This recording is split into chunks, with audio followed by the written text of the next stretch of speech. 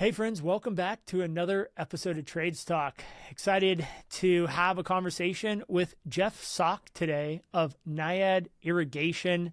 His background is incredible, starting very young in the industry and working his way up from an irrigation tech all the way to general manager of NAIAD. It's an incredible business with a lot to learn, especially on the software side. So excited to dive in and talk to Jeff about his entire story.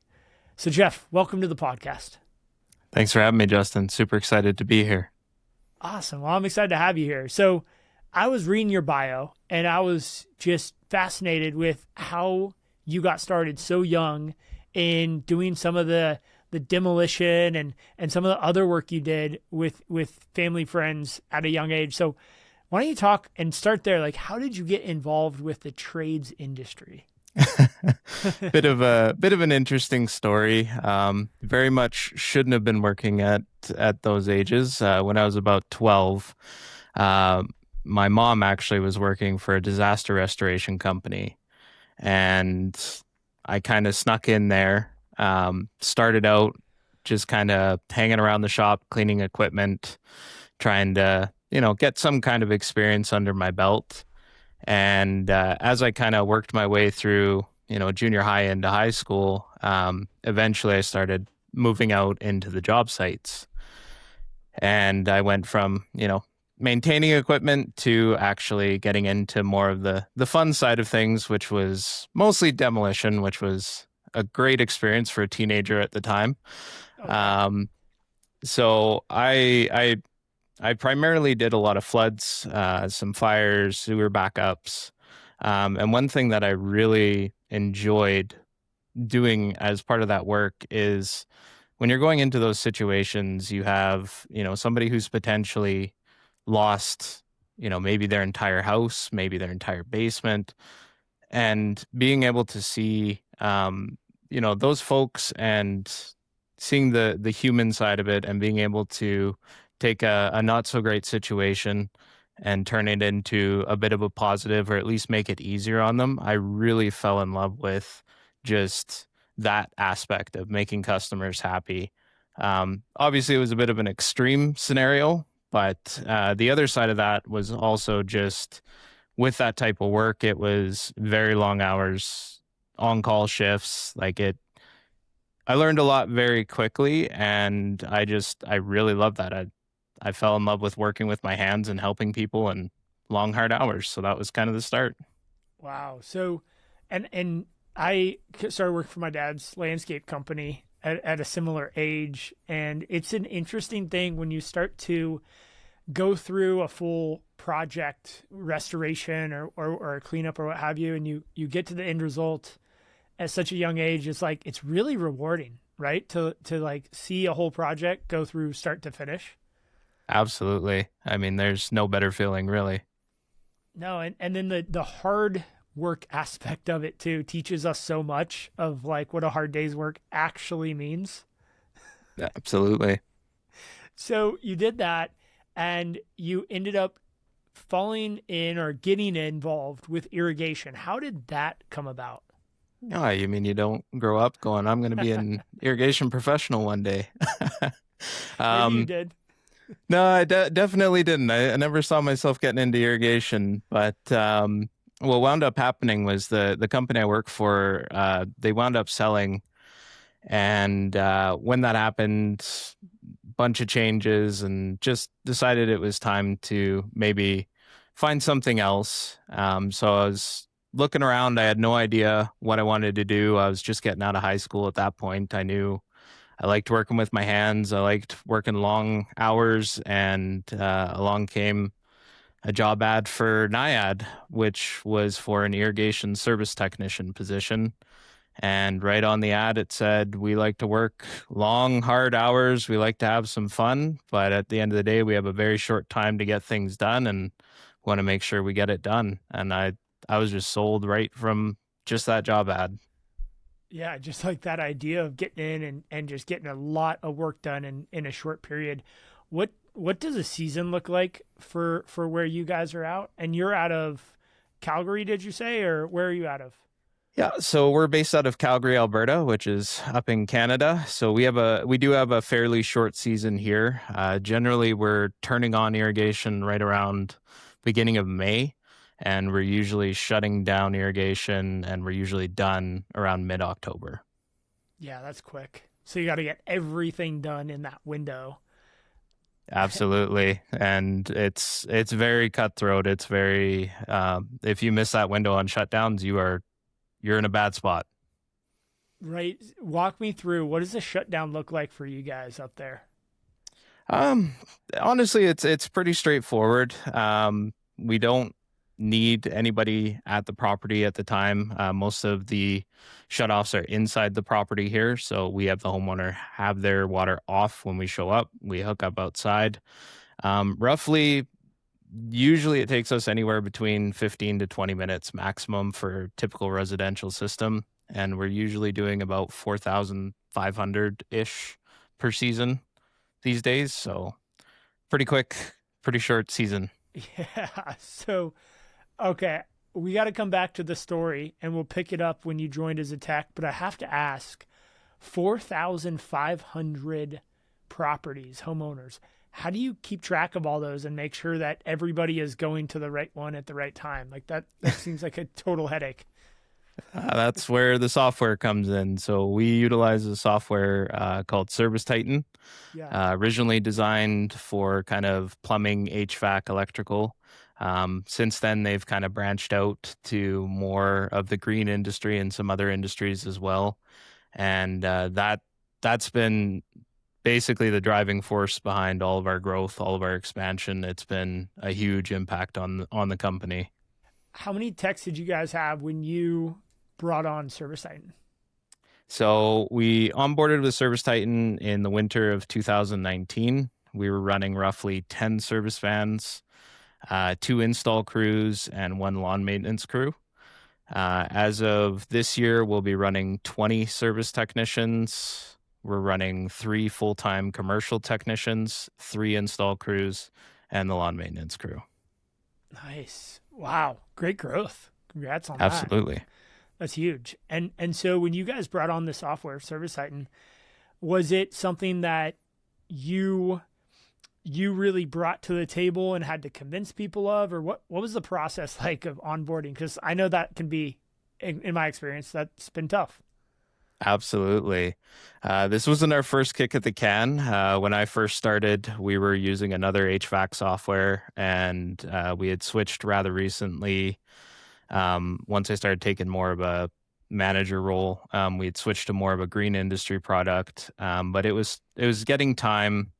It was starting to get outdated. It wasn't cloud-based. There was a couple really big pain points that it was causing us. So what's interesting about making the switch is not only was it obviously difficult anytime you switch a database, it's an involved process, but at that time ServiceTitan wasn't really looking at green industry. I actually had to beg them to let us onto the software because I saw the potential. I knew it could work. And I was willing to accept that. I know it's not perfect, it's not for the industry, but let me in and just let me try it, because what I see is just going to change our business. Wow. And it sounds like it did. It was a core of your guys' ability to grow. Absolutely. Wow. So it's interesting when you think about it, because irrigation services is such a unique niche of a service, and there's so few companies in comparison to HVAC and plumbing and roofing and some of these other trades, and really lawn maintenance too, right? There's tons of lawn management and lawn maintenance companies out there.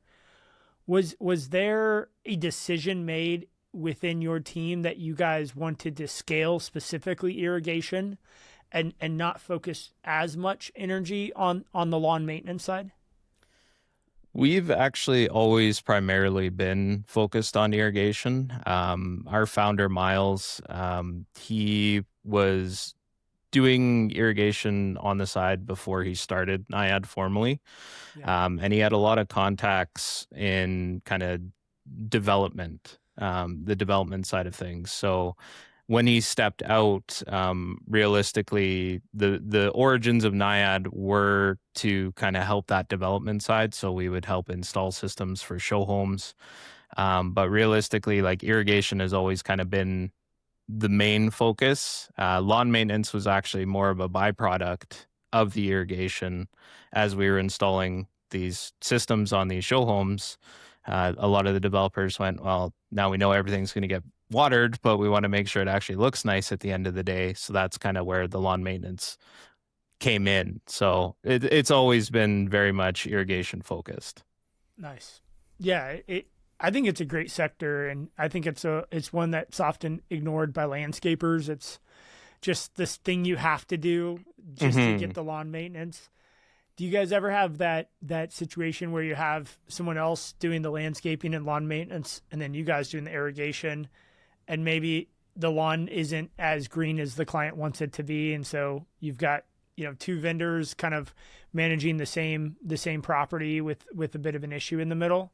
Do you guys run into that issue much? Not particularly, no. We work with quite a few landscapers. I mean, we're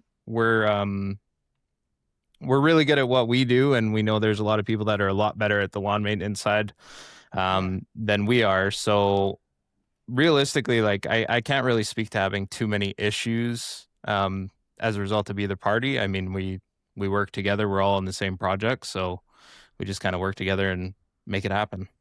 That's awesome. That's great to hear, because I hear that as a common reason why people don't want to just do one thing, because they're afraid that, well, then I'm not going to be able to manage the landscape company, so I can't just do irrigation. But it's a good thing to hear. So, hey, I want to come back. You joined NAIAD as an irrigation technician. You're working there as a technician, and then you moved up.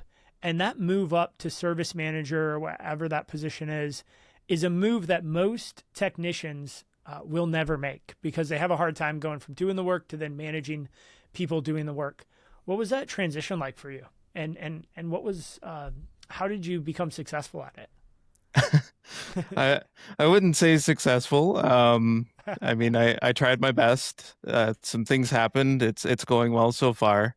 It was definitely a change. I was very new to the industry to begin with.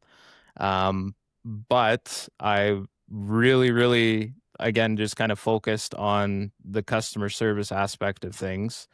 Learning the irrigation was definitely, it is a bit of a learning experience, but when it came to kind of taking on to that management role, it was just kind of keeping to the core values, teaching the next generation that, you know, customer is number one. We're going to make sure that they're happy at the end of the day. We're going to take the time. We're going to spend the resources, make sure that's great. And everything else will just kind of fall into place. That's kind of been the core value of NAIAD since we started.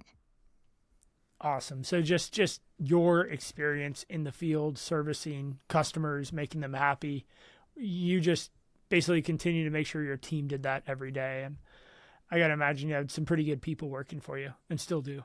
Absolutely. We've been really, really lucky. We have such a strong team that we've built up over the years, and it just keeps getting better and better. And that's always the focus, is everybody in this company, we all started ground level. And that's the best feeling, is seeing everybody move up, get into new positions, and just make them their own. I can tell you right now, our service manager is 10 times the service manager I ever was. I'd like to take a little bit of credit for maybe getting them into that position, but every time they just take it and they run with it, and it's just been so much better since they take over. Nice. So what it looked like going from service manager to, you went to general manager in 2016. What was that conversation like with the founder and owner of the business? Most people... If you ever speak to Miles, he'll tell you that I've always been the boss. It's we have a very interesting relationship, Miles and I. Miles is very much a visionary. He has the ideas. He's the dreamer. He's setting the goals, and I'm very much an implementer. So he says, "Can we do this? I want to do this," and I say yes or no, and here's how we're going to get there. So really, since early on, that's kind of been the dynamic. So really the switch from service manager to general manager, at that point, I kind of had my hands in all the cookie jars at that point anyways, just trying to, develop those various aspects of the business. So it really wasn't a huge transition. It was more just here's the formal title on it, but let's keep going business as usual. Yeah. So you made it official, but it was always kind of the relationship, the visionary implementer relationship. Do you guys run on any type of it sounds like EOS of some degree. Do you guys run on any type of strategy like that where you guys have a strategy? Not currently, no. It's definitely something we need to start on. Yeah, yeah, it's definitely something that helps. But at the end of the day, if you don't have great people, then none of that matters. And it sounds like you guys have great people. Mm-hmm. So when you became the GM and started implementing things and putting in ServiceTitan and starting to grow, what were some of the biggest challenges for you guys when you're going from that 1.5, 2 million up to now 5 million and beyond? What were some of the biggest challenges to that growth? One of the biggest issues that we were having, and one of the big driving factors why I really wanted to get on a platform like ServiceTitan, is what we were finding is a lot of the software out there was kind of handicapping the field technicians. You have these great professionals, you trust them to be at your client's house doing the work they do, they're great, but you couldn't trust them to update a field note, for example. The software we were using, it had so many guardrails and so many hoops that you had to jump through that anybody in the field, they didn't want to use it because it was making their lives harder, and it should be the exact opposite. So that was definitely a big pain point, is finding a software that actually let the technicians not just be technicians, but become better technicians. Coming up with a way to ensure that, if this is the way that I'm going to do it, this is the way that I want everybody to do it. So how can we implement these SOPs, these practices, these procedures? How can we have that available to them on a daily basis? So that way it's not just, if tech A or tech B shows up, you're going to get two different experiences. We want to have a unified experience across the entire company. Making sure that it's actually improving with the business. So that's a lot of issues that we have with software these days. Is something comes out, it's excellent, it's great, but what's it going to be looking like in 5 years? Is it going to grow with you, or is it going to be the exact same? And we'd seen a lot of stagnation with a lot of the products in the industry at the time, where they'd been around for 5-10 years and they had no interest of actually expanding the product anymore. Yeah, it's kind of like they set it and forget it situation. Yeah, exactly. Yeah, we were with a product and software before we switched to Aspire, which is in the ServiceTitan family. Yep. And it was one of those decisions that definitely changed the way we operated and helped us grow quite a bit. When you were making that decision around ServiceTitan, in some of the prep work we were talking about here before the show, you mentioned like pinnacle decisions. These decisions that really can change the trajectory of a company, whether it's hiring someone new or bringing on a new software or entering a new market. How did you know that and you kind of answered this earlier about like you knew ServiceTitan was the right fit, but now that you've actually been in the software, what are some of the characteristics or thing about ServiceTitan that you truly believe are the things that make you guys successful because of how ServiceTitan operates? Great question. Yeah, I can honestly tell you, like the day I signed the contract for ServiceTitan, I'll never forget that day. It was very much one of those pinnacle experiences where at the end of the day, I was making a huge decision, and it could either go really well or really poorly.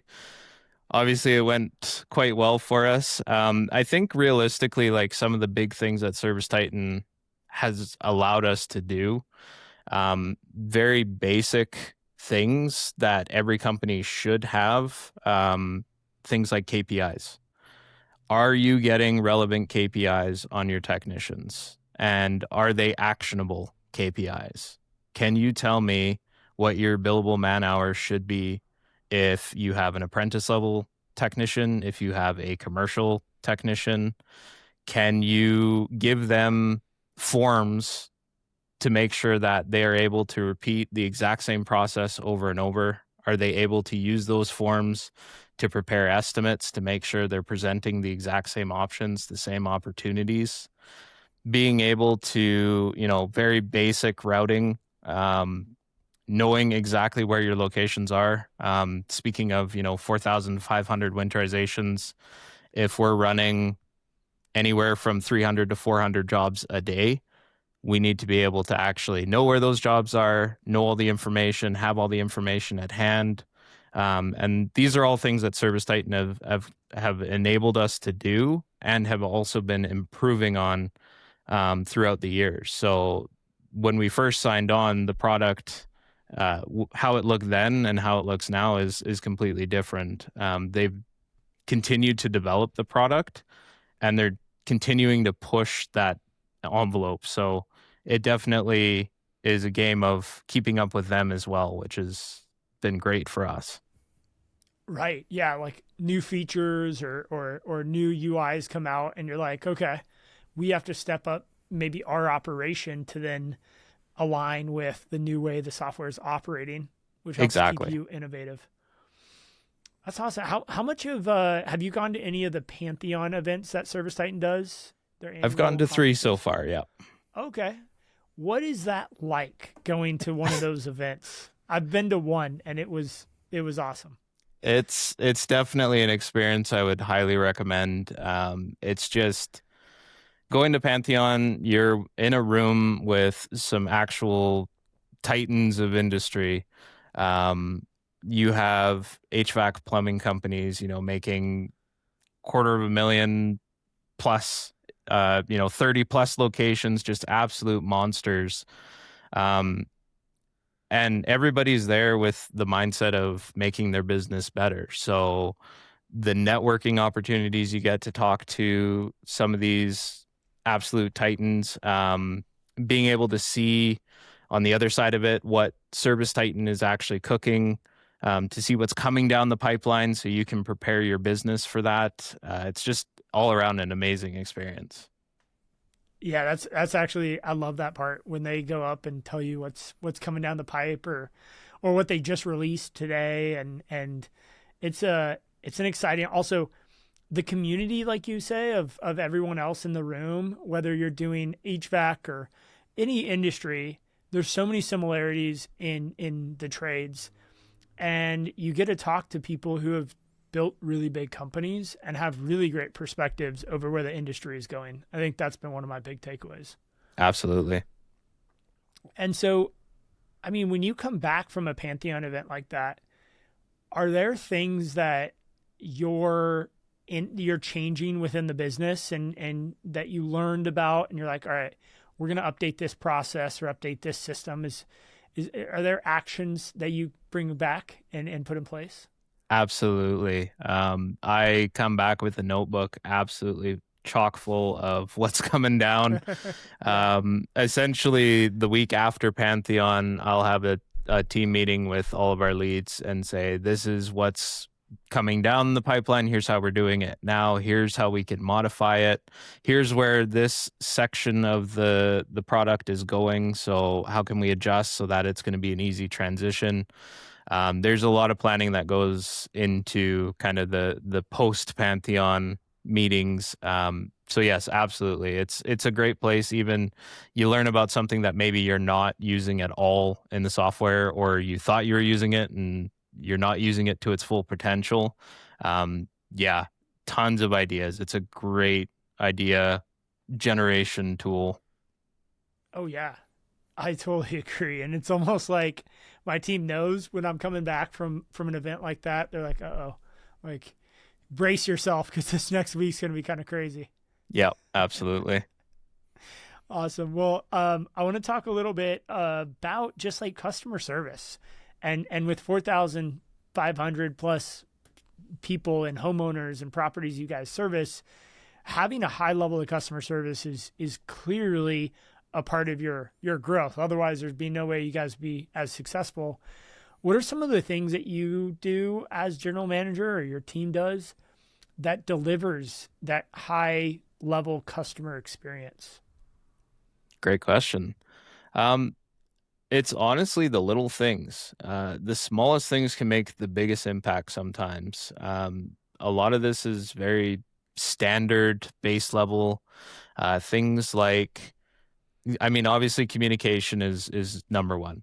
The most frustrating thing for anybody, whether it's part of your team or your customer, is what's the communication like? So doing things like making sure that when we book an appointment, there's a booking confirmation, not just an email that gets into a junk folder at some point, but an email, a text message. Is there a reminder on there? We have clients booking right now for a winterization service that isn't going to happen until October. But every step of the way, we make sure that they know exactly what's going on, what to expect. We'll remind them 2 weeks before. We'll remind them a week before. We'll tell them exactly what needs to happen. Being able to send out messages that aren't just, hey, can I have your money, please, but actual relevant information. ServiceTitan allows you to really quickly pull an audience. We've had a lot of interesting things in our area in regards to, a water main break, water main repairs. There's been water restrictions. So being able to provide that value to our customers rather than just marketing to them, having the tools to be able to do that has been absolutely huge for us. Do you guys use Marketing Pro for that?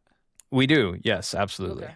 Nice. And how does that, could you explain like super high level for people who haven't used Marketing Pro, how that works? Is it just kind of an automated email or you set certain rules up? How does that work? Yeah, so you have flexibility to do pretty much whatever your heart desires with Marketing Pro. At a high level, you can have automated campaigns, drip campaigns. You can have something that, I want to set up a chain of 4 emails. Here's how I want the chain to start. Here's my next 3 messages. You can tell it what you want to happen in between those messages. If, you get the desired result, they give you a call, you can have it stop that chain. You can send off one-off newsletters. So that's a lot of what we've been doing lately is, keeping posted in regards to water restrictions, what the plans are for that side of things.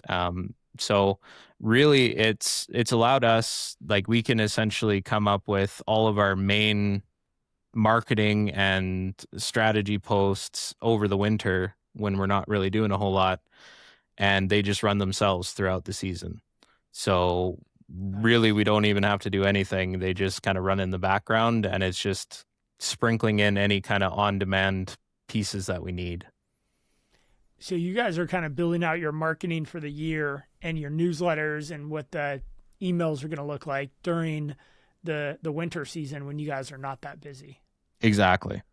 That's smart.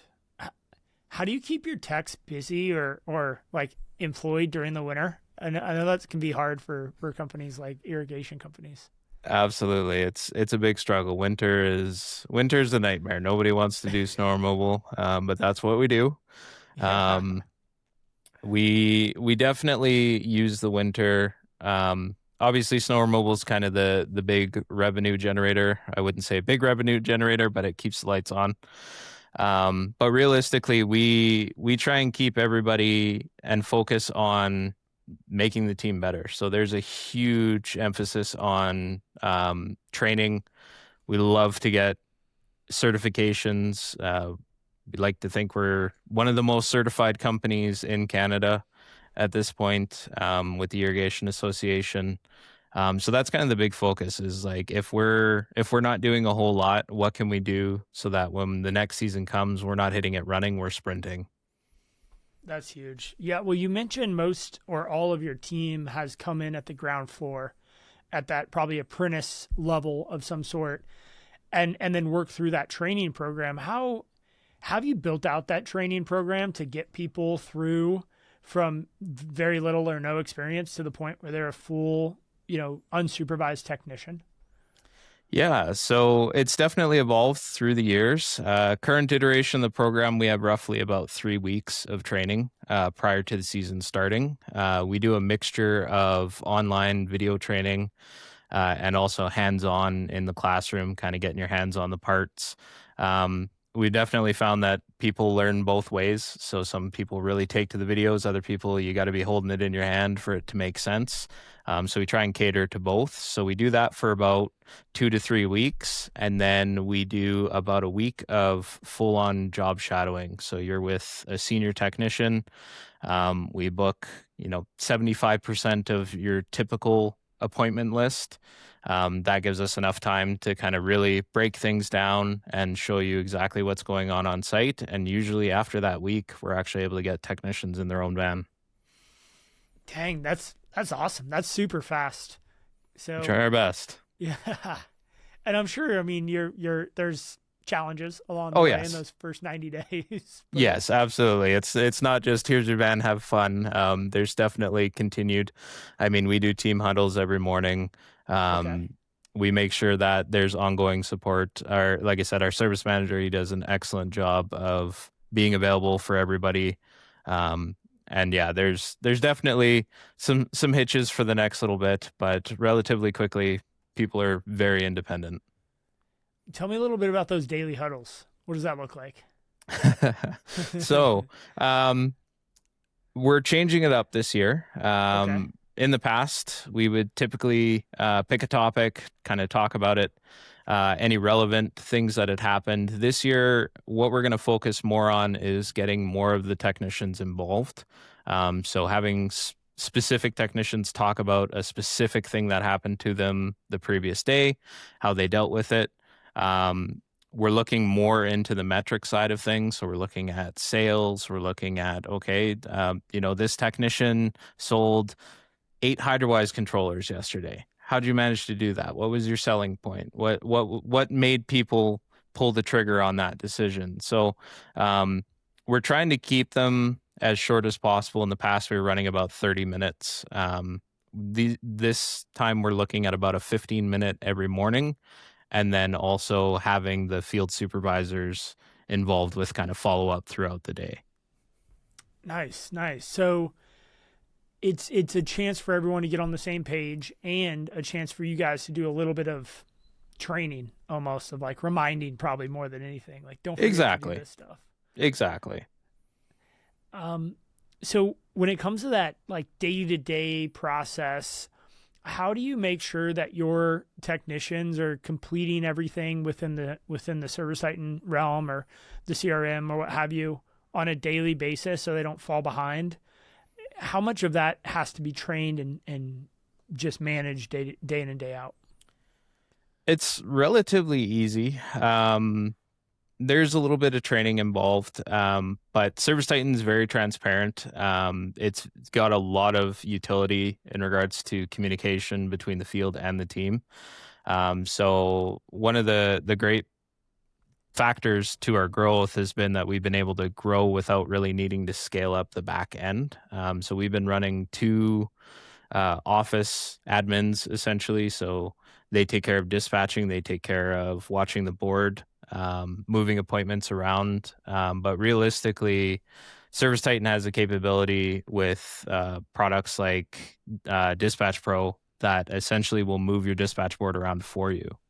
So it actually watches the board, and every few minutes it runs a bunch of back-end calculations. It can kind of pick up on if a technician's running behind, if a technician is, ahead of schedule, and it can actually move jobs around for you to make sure that A, your technicians are staying efficient, but B, you're actually getting the right technician on the right job. So it also looks at that previous history and will actually say, okay, well, based on this technician's past experiences, they're going to have a really great opportunity with this particular type of job.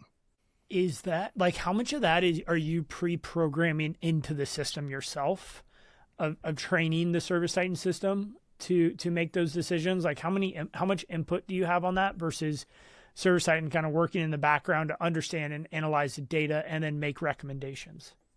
So the data analysis happens in the background automatically. It's always kind of looking at that. As far as your input, you have essentially full control to kind of give it the base spine, the kind Okay. of structure that you're looking at. So you can program parameters as, how much drive time is acceptable for you.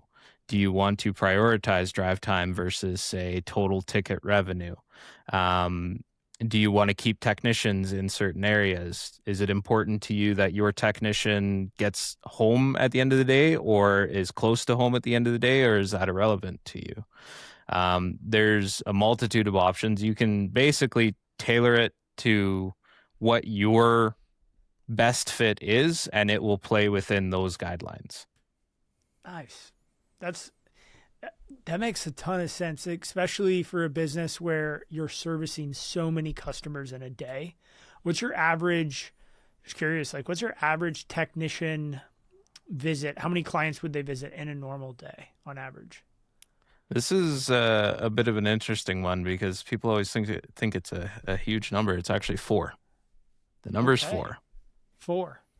And what are they doing when they go there on like a standard?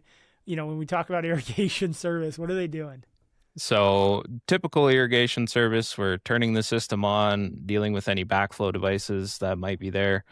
But we do a very comprehensive system check. I haven't counted the exact points for this iteration of it, but it's very in depth. It's our way of making sure that we are looking at literally every single aspect of your system and making recommendations or just giving a general health checkup. So what's really nice about this is as the technicians are filling it out, they can give recommendations on, this is functional, but it could be better.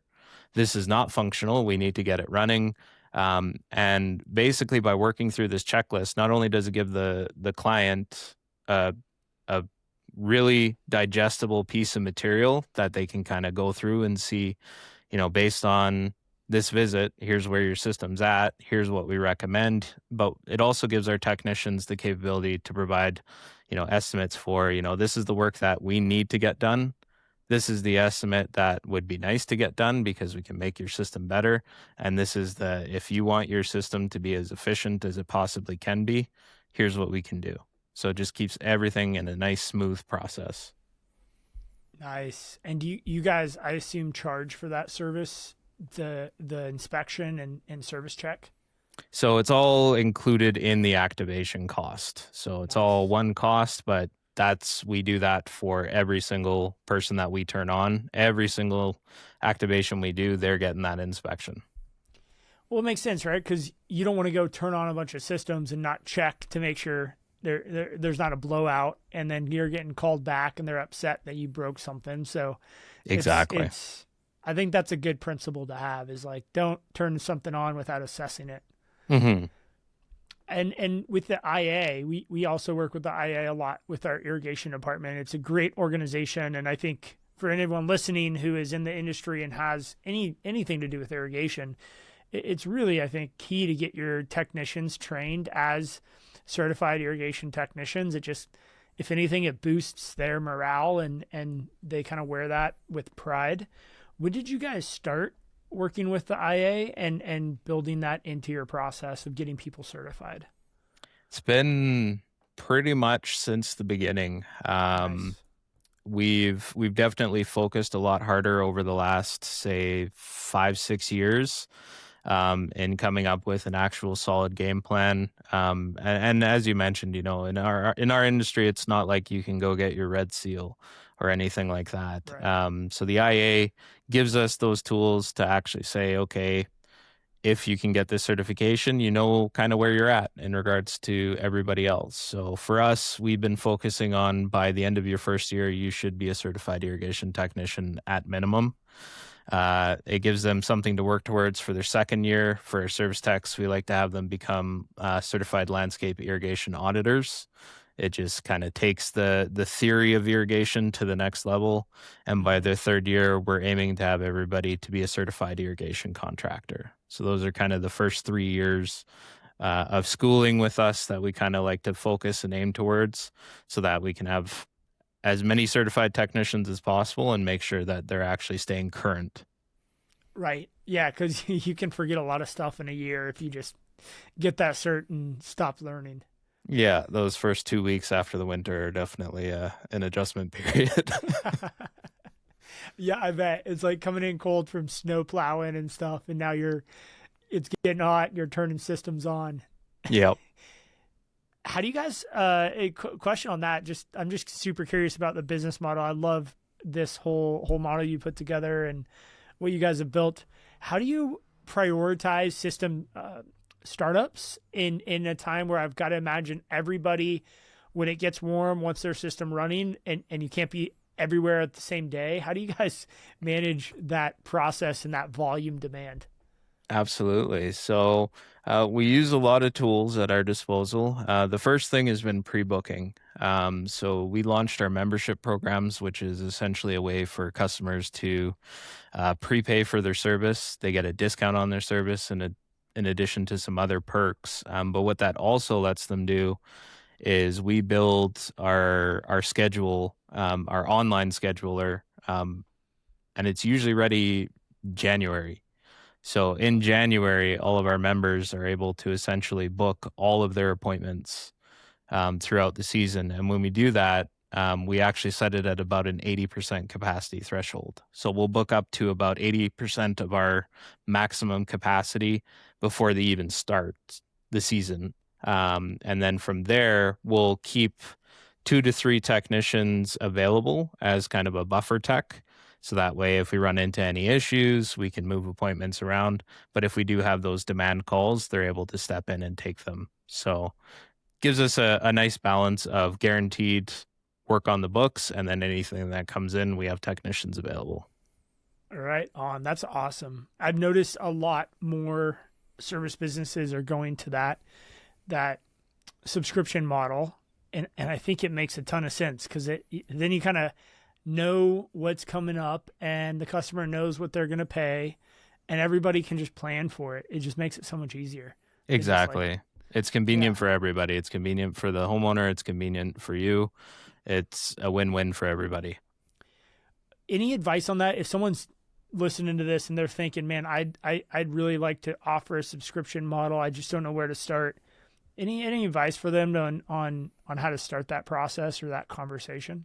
Keep it as simple as possible. I like to think of it similar to like a pay structure for your technician. If you've ever dabbled in performance pay or anything like that, the more confusing you make it, the less desirable it's going to be. So if you keep it very basic, very clearly state, what are the benefits of becoming a member or signing up for this subscription, and understand that your value is going to come from efficiency. So you need to make it so that it's as efficient as possible for you and pass those savings on to the client.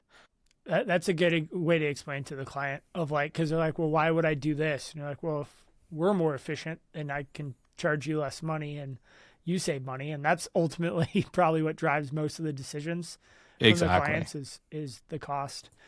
Any talk or experience or advice on the performance pay for performance on the technician side? I think it's something that a lot of people try to get into, and I think they overcomplicate it, like you said. Yeah, it's definitely interesting. This is one of the things that I really liked about ServiceTitan, with it being in, more traditional trades. That's a lot more common in those trades. And coming from disaster restoration, we were on performance pay there as well. And one of the things I really liked about it was the simple fact that if you're doing well, the business is doing well, your people should be doing well at the same time. It definitely can get overcomplicated very quickly. So we're taking baby steps in launching performance pay. It's been really great. Realistically, right now, what we're doing is we're focusing on any work above and beyond the base work. So if we're there to turn on an irrigation system, that's not incentivized at all. But if they do any repairs, any kind of maintenance, any kind of upgrades, that's all calculated into the performance pay model. It's a straight percentage. There's no, it changes based on if you are in a dollar range or anything like that. You're getting a percentage of what you sell, bottom line. Simple. Yeah. It's like, and you can in ServiceTitan, you can basically specify where the revenue is coming from and then allocate some level of commission or performance pay to the upsells versus the base fee. Exactly. And you can dive extremely deep into this. You can have different percentages based on different materials, different line items. Do you want to deduct the cost of materials? Do you want to have it so that different technicians have different pay scales? It's all fully customizable to whatever you want. You can make it as complicated as you want. I don't recommend it, but the tools are there for you. Yeah. Yeah. But ultimately your experience is like simple. So the techs understand how they earn more money. I think, yeah, absolutely. I mean, I've heard horror stories of, HVAC companies with technicians where, their performance pay model, if you can actually understand it, you'd be making so much money, but they can't find technicians because they're going to go to the one that's super easy to understand, and they know that they're going to be able to pay their bills. Like, that's just bottom line. If it's too complicated, people aren't going to like it. Yeah, that's a good rule of thumb. If you can't have your technician explain it back to you and they don't understand it word for word, then they're not going to be able to optimize the outcome that you're looking to optimize. I think it's well said. Absolutely. So as we start to kind of wrap the episode up, a couple things I wanted to ask, is there anything we didn't cover that you feel is something that you want to share, or something that NAIAD does that's unique to the industry? I wouldn't say there's too much unique that we do. I mean, we show up when we say we're going to. We get the job done right. I mean, that's kind of what everybody wants to do. I would say if I was to offer like a piece of advice or something along those lines, is to look to other trades for inspiration. The membership program, that was all based off of HVAC and electrical. That was something that we never did. And rather than going, well, just because HVAC does it, we shouldn't, we went, well, if HVAC can do it, how can we? So don't be afraid to look to those other trades to see what they do really, really well, and see if you can implement them into your business. Because you look back, 5-10 years, and I was able to book online with my dentist, but I wasn't able to book online with my internet provider. So like all these things, there's so many industries that have been doing certain things so well. Being able to incorporate that into your business is a huge value add. Oh, I completely agree. Yeah, that's a great trade secret right there. Is like look to other trades for inspiration. Yep. Well said. So, Jeff, do you go to any other conferences like the IA conference or anything else, or are you going to be at Pantheon this year? More than likely, we'll be at Pantheon this year. The irrigation side of things, we generally will have somebody there. Generally not me. I'm not much of an irrigation guy these days. We like to send more of the other team. They get to be more hands-on. They want to see what's latest and greatest in the actual irrigation field. But yeah, I'll definitely more than likely be at Pantheon this year. And there's the odd ServiceTitan does things like Toolbox Live events where it's a lot more intimate, a lot more close-knit, and we like going to those as well. So nice. All right. Well, I'll have to try to hunt you down and get to say hi in person. But thanks for being on the show today and sharing all of what you shared. It's just, you guys got a great business running, and I wish you guys the best. Oh, thank you, Justin. That means a lot. Thanks for tuning in to Trades Talk, where the next generation of disruptors comes to raise the bar. If you got value from today's episode, share it with someone in the trades who's ready to level up. For more tools, insights, and community, follow host Justin White and join the movement at jwhitegroup.com.